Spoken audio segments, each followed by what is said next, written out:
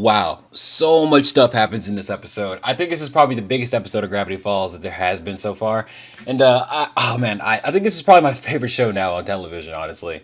So, Not What It Seems is an episode that's been built up just since the first episode, since Tourist Trap, the very first episode of Gravity Falls. I've been wondering what the hell, the big question on everyone's mind, there's been two big questions of Gravity Falls. Number one, what is Stan doing downstairs? And number two, who's the author? And both of those questions get answered in this episode. And just for the sake of, I know the episode's old, it's like May when I'm recording this, but I'm still not going to spoil it. You should watch the episode yourself if you want to know the answers to both of those questions. But the simple version is, because I kind of have to go into the talk about the plot, and if you can't tell, I'm super excited to talk about this episode. The entire season 2 of Gravity Falls has been hinting at something terrible happening, centering around Grunkle Stan.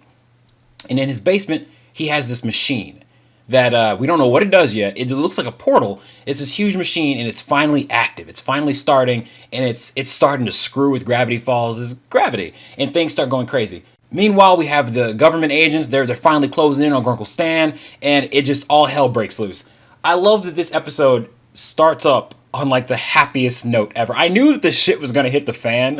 Like, I didn't watch any previews or anything of the episode, but as soon as it starts up with like, balloon fights, and I love you, Grunkle Stan, you're our favorite uncle in the world, I was like, oh man, so how long before this shit just hits the fan completely and everything goes to shit?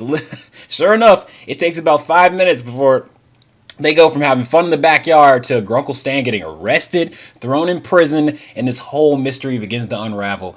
It's pretty insane. This is the biggest emotional roller coaster that this show has ever had. Like, the last, I want to say 5 minutes of this episode had me, literally, I'm serious, on the edge of my seat wondering what the hell was going to happen next. Like, oh my god. And then the ending completely blows your mind. Either you saw it come, it's one of those endings where it's like either you saw it coming, which I sort of saw it coming. I saw half of it coming, but not the other half. And if you've seen it, you know what I'm talking about. I saw half of it coming, but not the other half. And oh my god, it's crazy. I love how they covered their tracks so well too. Like, everything adds up. Like, I love a good mystery when everything adds up perfectly, and that's what one of these is. The one thing I didn't get was that when things start to go terrible, there's a moment where Grunkle Stan asks the kids to trust him. And Mabel is conflicted with it, like naturally how you should be when questioning a family member's integrity. You're like, do I trust you? Do I not trust you? She really has like a moral killer. She even cries. Like, it's a really deep emotional moment.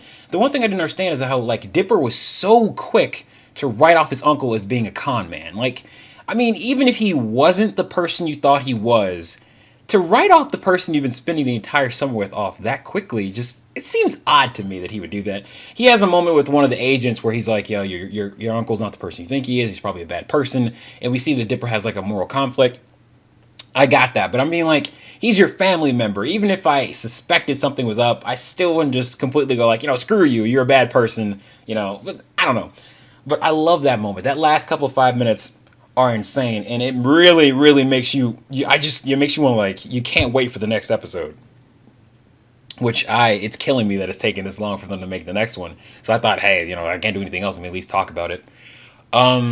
What else is there to talk about? Yeah, the portal was active, which was supposed to be a doomsday device, but it didn't. No doomsday happened. At least not yet. So does that mean the doomsday is coming? Was the gravity thing the doomsday? I don't know. The show hasn't really told us yet, but there's this episode answers 2 questions and makes 18. It's one of those.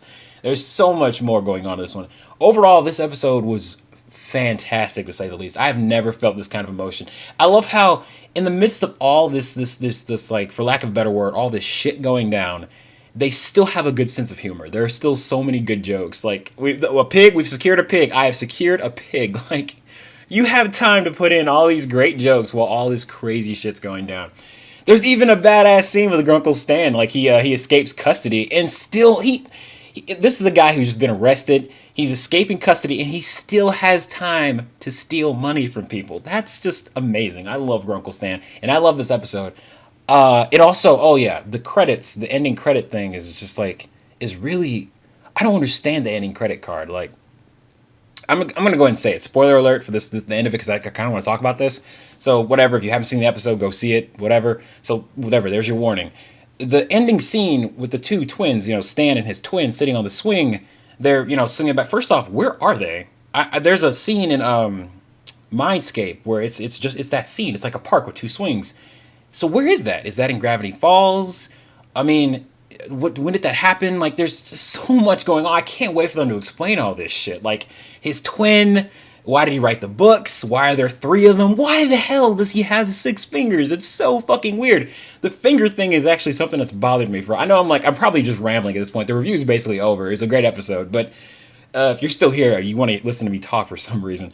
I don't get the finger thing. Like the kids and teenagers have four fingers.